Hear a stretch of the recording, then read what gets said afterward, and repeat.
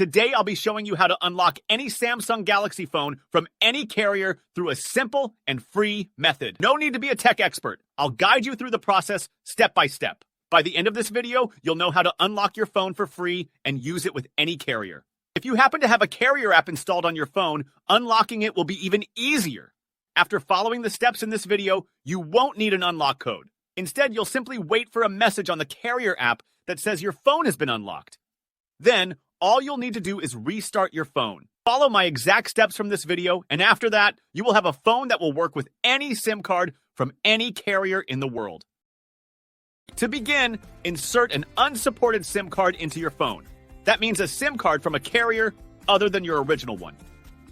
After powering up your phone, you'll receive a message asking for an unlock code. Once you enter the code, your phone will be fully unlocked and ready to use with any carrier. Here's the best part. You can unlock your phone for free on this website. Just follow the instructions on this website and you will unlock your phone for free using a simple method. Thanks for watching this video, and I hope you found it helpful.